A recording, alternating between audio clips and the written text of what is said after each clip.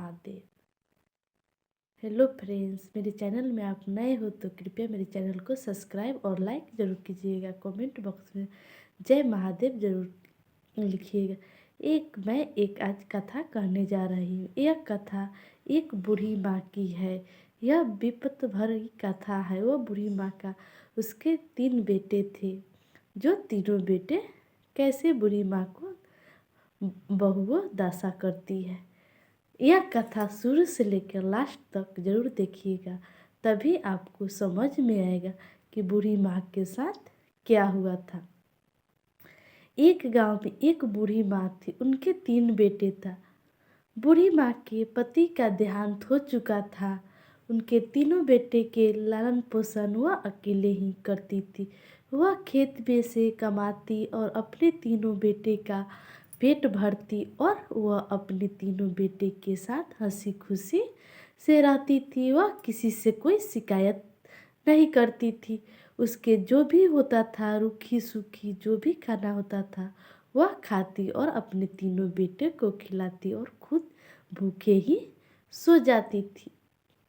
वह भोलेनाथ का बहुत प्रिय भक्त थी। वह भोलेनाथ के हमेशा याद करती और उनके गुणगान करती, चर्चे करते, उनके हमेशा कहते और उनके बारे में ही कहते। वह कुछ भी करती तो वह कहते जय भोले जय भोले। ये इनके लफ्ज पे ही भोले नाम का शब्द था। उनका 3 बेटा था। वह तीनों बेटा का बहुत अच्छे से ख्याल रखती थी। उनके तीनों बेटे बड़े हो चुके थे। उसके बाद उनका बेटा बड़े बेटे के शादी का विचार आया। लोग कहने लगा, ये बूढ़ी माँ कब तक तुम अपने घर का काम खुद करती रहोगी। अब बेटा का विवाह कर दो, अब बेटे के विवाह कर दो। अब बड़े बेटे शादी योग्य हो गया है, बड़े बेटे शादी योग्य हो गया है, अब उनका शादी कर दो और बहू आएगी, वह घर के काम काज करेगी, तुम मने थोड़ा आराम करना। वह कही ठीक है, जो भोले के मर्जी होगा वही होगा। वो उन्हीं के कृपा से यह शादी भी होगा। भोले बाबा की कृपा से उनका बेटा का शादी वह बूढ़ी माँ कर ली। बूढ़ी माँ शादी करने के बाद वह कर ली। बड़ी बहू आई और घर के काम काज करने लगी और बूढ़ी माँ कही अब मैं चर्चा आराम से करूँगी, अब मैं चर्चा आराम से करूँगी।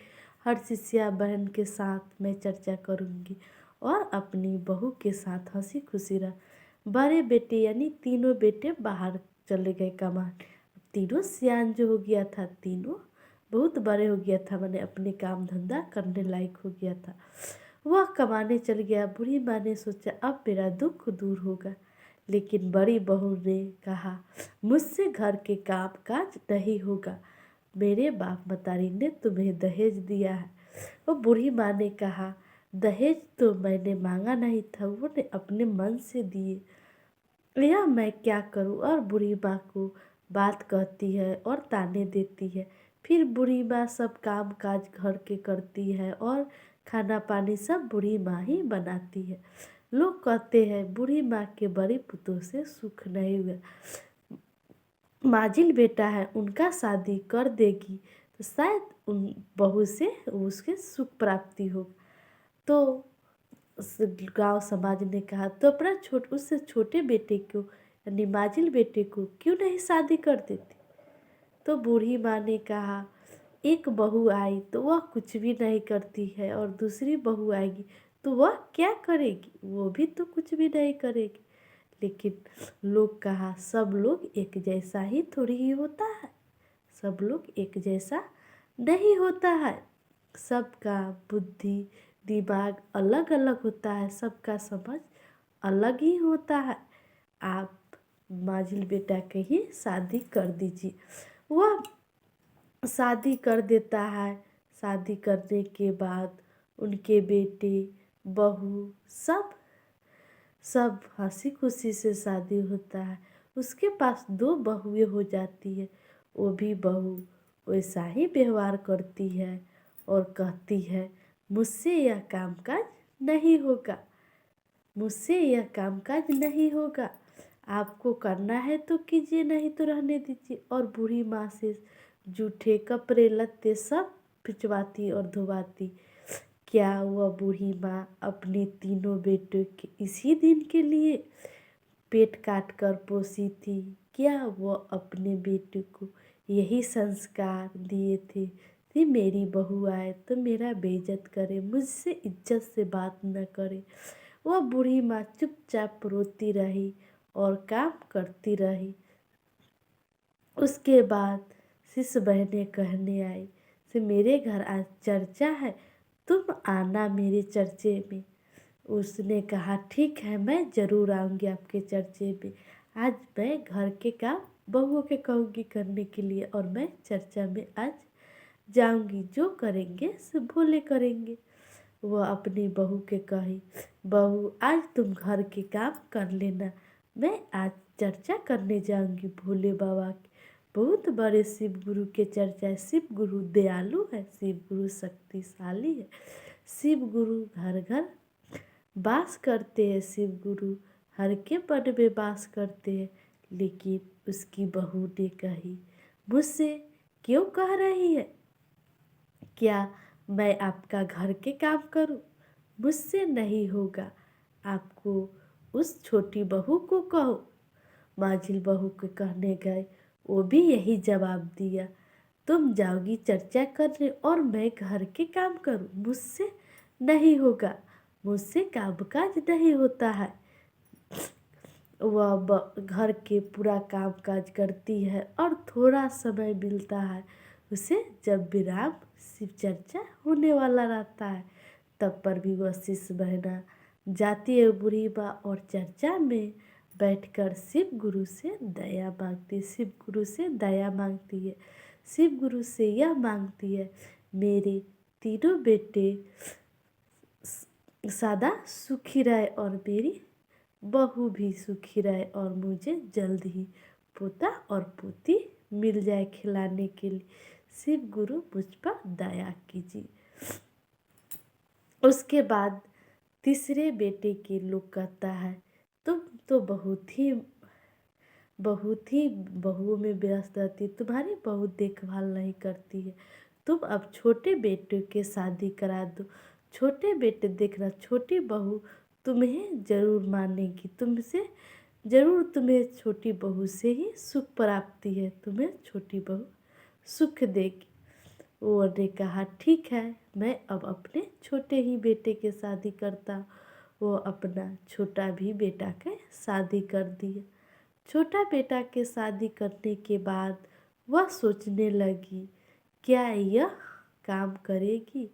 क्या यह भी मुझसे काम करवाएगी? वह बहुत सोचती थी, हे भोलेनाथ, क्या मेरे, वो अपने मन में सोचती, क्या मेरे जीवन में सुख प्राप्ति नहीं है? क्या मैं, मेरे लिए दुख ही दुख है?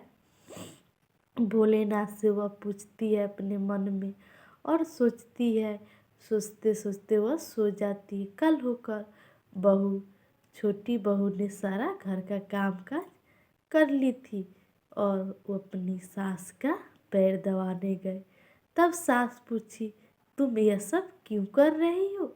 तो छोटी बहू ने जवाब देती है, माँ जी, अगर सब बहू एक जैसी हो जाए, अगर पांचों उंगली बराबर हो जाए तो दुनिया चलेगी?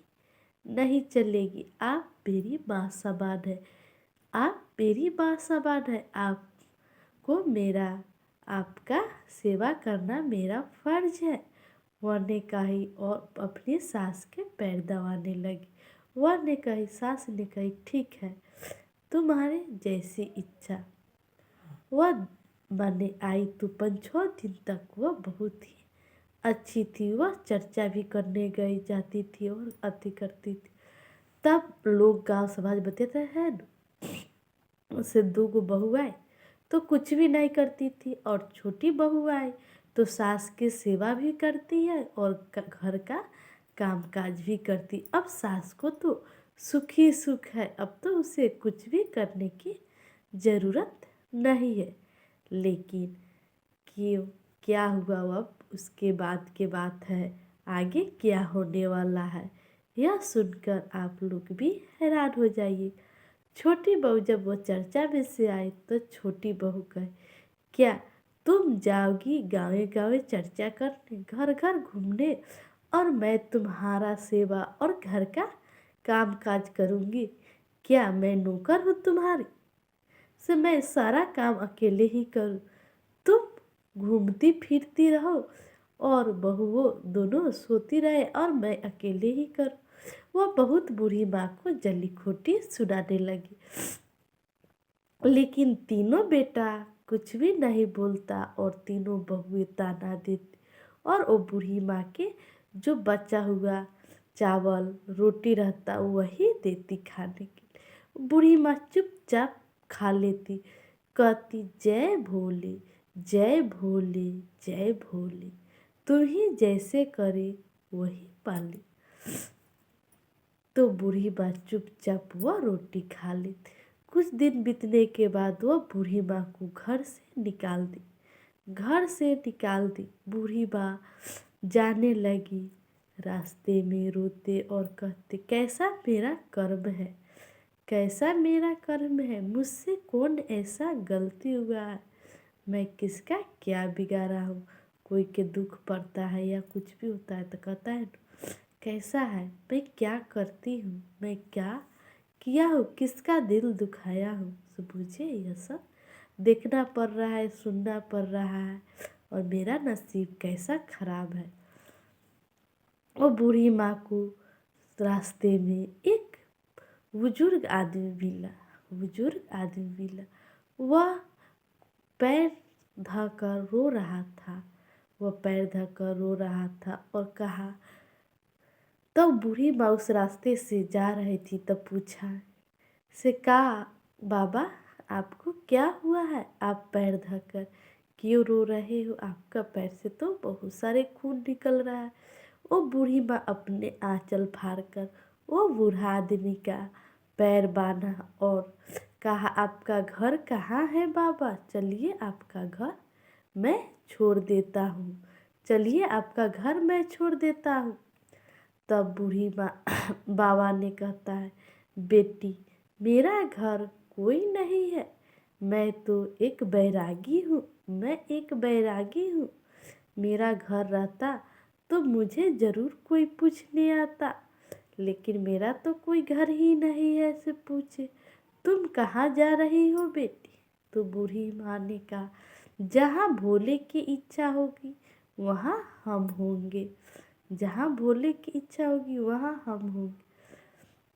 होंगे। तो बुजुर्ग आदमी ने कहा, सुनो बेटी, तुम यह पोटली लो और अपने घर लौट जाओ।